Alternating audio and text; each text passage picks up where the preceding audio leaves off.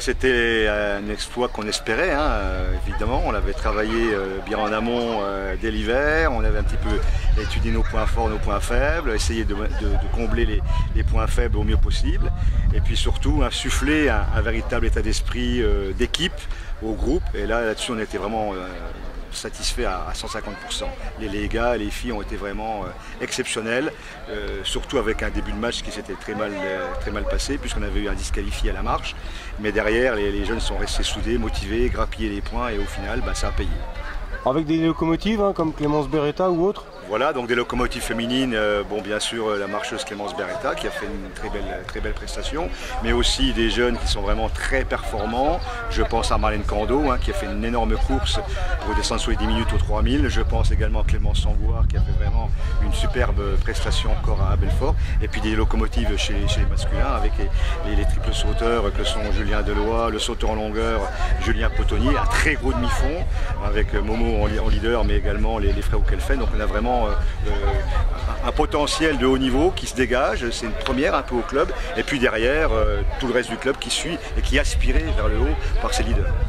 Comment le club de l'Athlé Vosges peut se situer en N1A? Parce que forcément les exigences seront décuplées. Voilà, les exigences seront hautes. Donc là, cette année, on a scoré à 56 000 points. Pour être serein l'an prochain, il faut qu'on gagne 2000 points. Il faut scorer à 58 000 points. On a perdu 1000 points suite aux divers problèmes qu'on a pu rencontrer, de blessures, de disqualifications, d'absences imprévues ou imprévisibles au dernier moment. Donc on est à 57 000 en réel. Maintenant, il va falloir aller chercher 1000 points. Donc on a quelques idées, boucher des trous, et puis surtout faire progresser à cet ensemble-là, qui est constitué de beaucoup de jeunes et qui attendent vraiment de progresser et d'être encore plus performants l'an prochain. Justement, c'est sur quel secteur qu'il faut progresser? Est-ce que c'est au poids? Est-ce que c'est dans quel compartiment, voilà, ou dans quelle discipline il vous manque des leaders? On a des disciplines faibles, hein, donc là on le sait. Donc les disciplines faibles, ce sont essentiellement les haies féminines, ce qui n'enlève rien aux athlètes qui ont fait ces épreuves-là. Donc on est quand même faible. On est également assez faible sur la marche masculine notamment. 2-3 épreuves où on aimerait bien avoir un deuxième élément pour compléter la force du premier élément. Donc on a vraiment des pistes de travail, de réflexion, et on s'y attellera dès lundi, puisqu'on a une réunion technique lundi prochain pour débattre de tout ça entre nous. Pour conclure, quels sont les jeunes espoirs autour de 17-18 ans qui sont amenés à prendre la relève?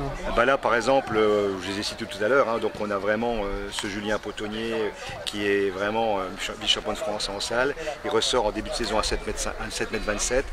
Il peut viser les 7,50 m, et au niveau junior, ça ouvre pas mal d'horizons, même au niveau international. Nous avons la Marlène, on ne sait pas où elle va s'arrêter, elle est vraiment très forte. Clémence Sangouard aussi, donc on a vraiment un potentiel de jeunes. Puis derrière, des petits jeunes qui commencent à pointer, on va essayer de les amener au Championnat de France cadet, et puis on verra un petit peu comment ils se situent pour ces Championnats de France au mois de juillet, et ça sera du côté de Albi ou Niort ou Paris pour certains.